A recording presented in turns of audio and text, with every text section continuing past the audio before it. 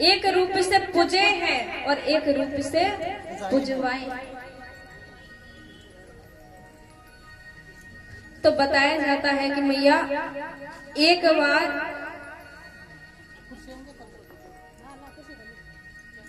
एक सरोवर में गोपियां नग्न अवस्था में स्नान कर रही थी। तो जब नग्न अवस्था में स्नान कर रही थी तो भगवान कन्हैया ने उनके चीरों को चुरा लिया। तो जब चीरों को चुरा लिया है तो वो गोपियां कहती हैं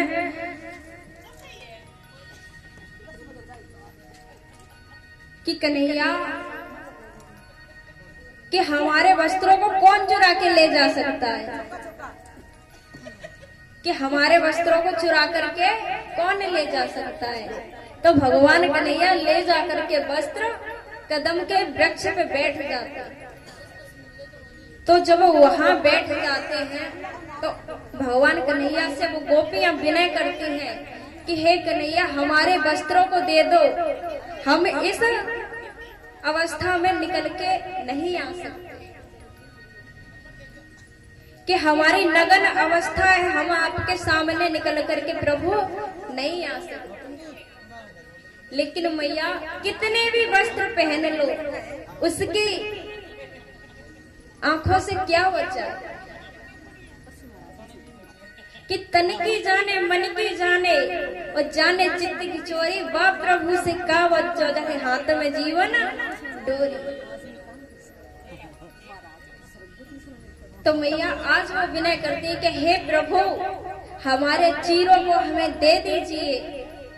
तो भगवान कन्हैया कहते हैं कि मैं आपके चीर तो दे दूंगा, लेकिन जो आप इस नग्न अवस्था में इस सरोवर में स्नान कर रही हो, आपने वरुण देवता का अपमान कर दिया। कि जल में वरुण देवता का वास होता है, कि आज अपने वरुण देवता का अपमान कर दिया है आपने। तो भगवान कन्हैया कहते हैं कि साची कहे कृष्ण भगवान, गोपी बात बुरी मत मानो। कि जो बात मैं कह रहा हूं इसे बुरी मत मानो, लेकिन ये बात सत्य है कि जल में कभी भी नग्न अवस्था में स्नान नहीं करना चाहिए। तो आज भगवान ने गोपियों को समझाया है कि आज किया वो तो किया, लेकिन आज के बाद कभी भी जल में निर्वस्त्र होकर के स्नान मत करना। भगवान ने गोपियों को समझाया और उनके चीर फिर तत्काल दिए।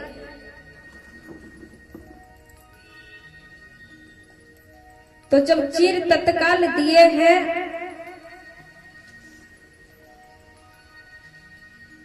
तो मैया एक बार भगवान कन्हैया और जो उनकी टोली है अपनी टोली के साथ में गेंद खेलने के लिए, भगवान की जो टोली है दामा मनसुका बलराम जी भैया सभी लोग मिल करके गेंद खेलने के लिए यमुना तट पे जाते। तो खेलते खेलते वो गेंद भगवान कन्हैया से उस काली देह में चली जाती है। तो अब दामा कहता है कि भैया मेरी गेंद मुझे वो ही चाहिए। भगवान कन्हैया ने कहा कि देख भैया मैं इसके बदले तुझे कोई दूसरी गेंद लाके दे दूंगा। तो भगवान कन्हैया बहुत समझाते हैं, लेकिन वो दामा नहीं मानता कि मुझे वो ही गेंद चाहिए।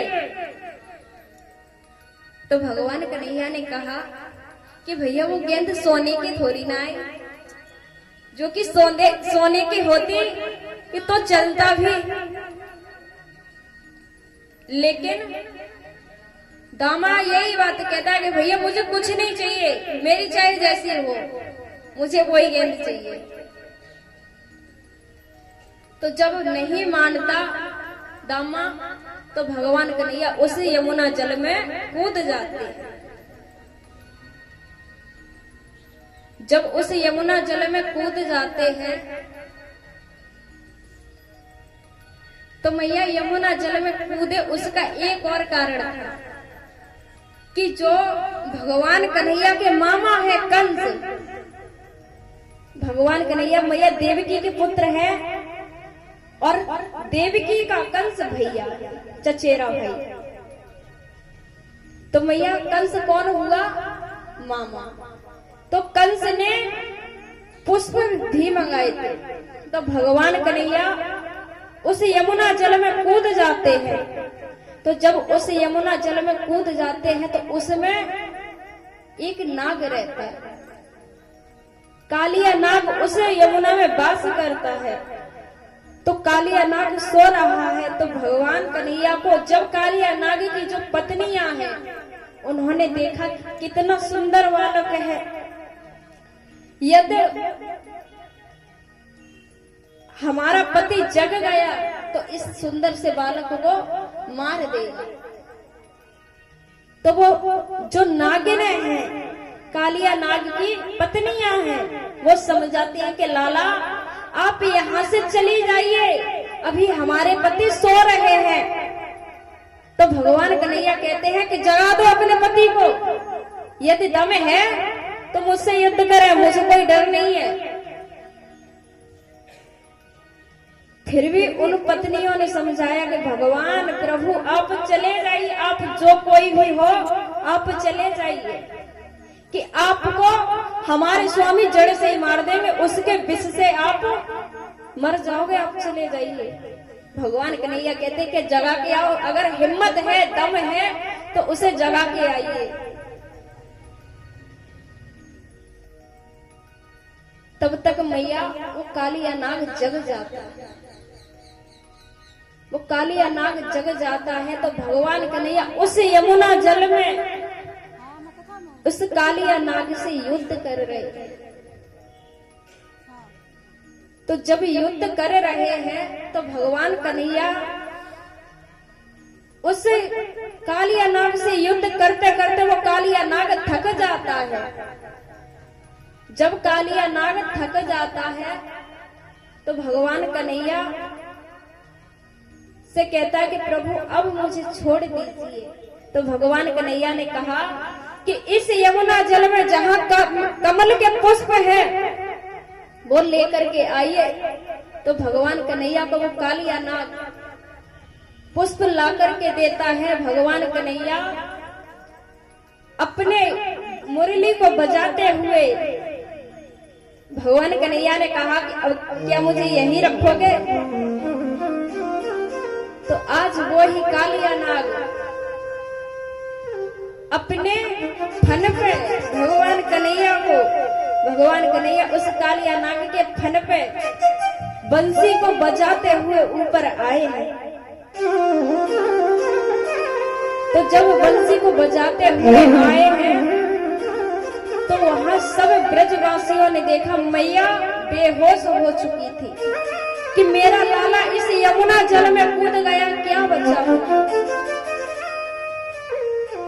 नंद बाबा मैया अपने प्राणों को त्यागना चाहते थे, लेकिन बलराम जी ने कहा कि मैया लाला को कुछ नहीं होने वाला, कि वो एक लीला कर रहे हैं, वो मायापन है, उन्हें कुछ होने वाला नहीं है। तो आज इस प्रकार से भगवान कन्हैया ने उस कालिया नाग को नाथा है। तो भगवान कन्हैया ने उस कालिया नाग से कहा कि आप इस यमुना जल को छोड़ करके चले जाइए।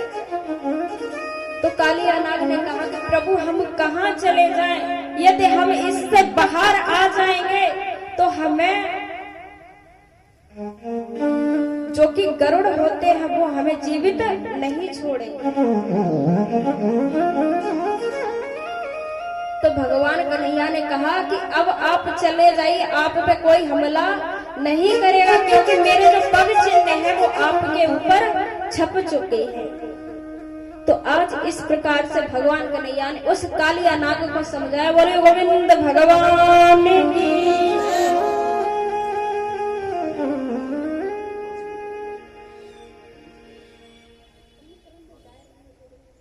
सुंदर सा भजन, फिर उसके आगे कथा में प्रवेश करते हैं।